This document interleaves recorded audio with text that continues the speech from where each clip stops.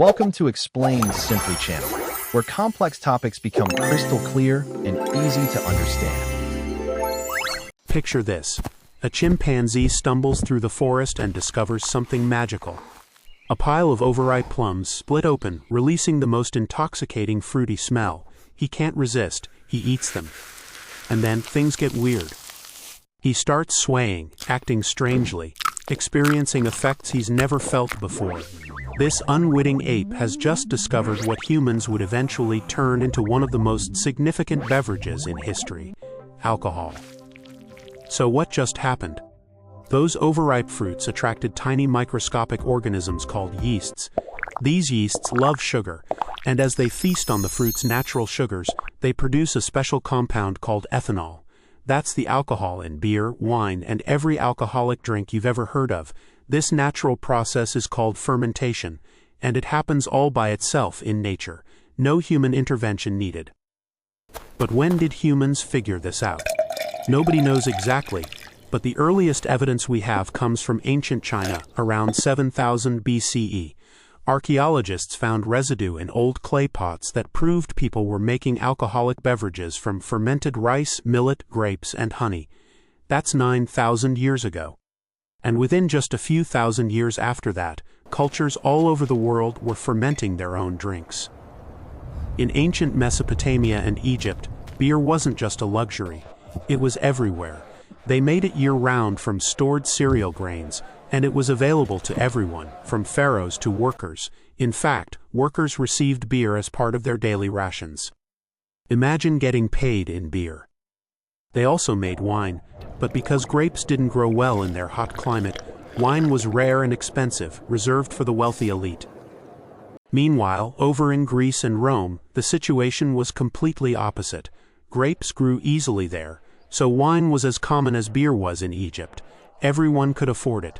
It flowed at parties, religious ceremonies, and everyday meals. Here's the fascinating part.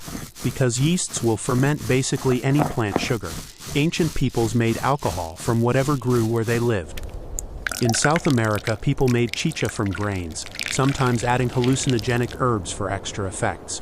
In what's now Mexico, pulque made from cactus sap was the drink of choice.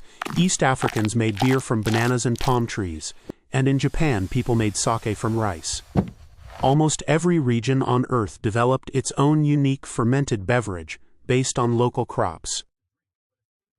As alcohol became part of everyday life across civilizations, people had very different opinions about it. Greek physicians praised wine as good for health, and believed it had medicinal properties. Poets claimed it enhanced creativity and inspiration. But Greek philosophers weren't so enthusiastic. They promoted temperance and warned against excessive drinking. Early Jewish and Christian writers in Europe integrated wine into religious rituals, but they considered drunkenness a sin. And in the Middle East, Africa, and Spain, Islamic rules initially banned praying while drunk, which gradually evolved into a complete prohibition of alcohol. For thousands of years, all these fermented drinks had one thing in common: relatively low alcohol content. Here's why. Natural fermentation tops out at about 13% alcohol. When yeasts produce alcohol, they also create toxic byproducts. Once the alcohol concentration reaches around 13%, these byproducts become so toxic they actually kill the yeasts themselves. When the yeasts die, fermentation stops, and the alcohol content can't increase any further. This natural limit existed for millennia. Until the 9th century, when everything changed. Arabic scientists discovered a revolutionary process called distillation. The concept is brilliant.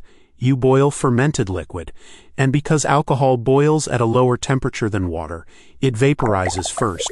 Capture that vapor, cool it down, and you're left with liquid alcohol that's far more concentrated than any fermented beverage could ever be. These new spirits were incredibly powerful. At first, these stronger spirits were used mainly for medicinal purposes, but people quickly realized spirits had another amazing property. Unlike beer and wine, they didn't spoil. This made them perfect for trade. Rum made from sugar, harvested in European colonies in the Caribbean, became a staple for sailors, and was traded extensively to North America. Europeans brought brandy and gin to Africa and traded them for enslaved people, land, and valuable goods like palm oil and rubber. In these regions, spirits literally became a form of currency. During the age of exploration, spirits played a crucial role that most people don't know about. Sailing from Europe to East Asia or the Americas could take months. Keeping water fresh for crews was a massive challenge. The solution? Add a bucket of brandy to each water barrel. The alcohol acted as a preservative, killing harmful microbes and keeping the water drinkable for much longer. So by the 1600s, alcohol had evolved from simply giving animals a buzz to fueling global trade, exploration, colonization, and unfortunately, the slave trade. What started as a chimpanzee eating fermented fruit had become a force that shaped empires, funded voyages, and changed the course of human history. And as time went on, its role in society would only become more complicated, more controversial, and more deeply woven into the fabric of human civilization. Thanks for watching. Don't forget to subscribe and hit the bell icon so you don't miss our next video.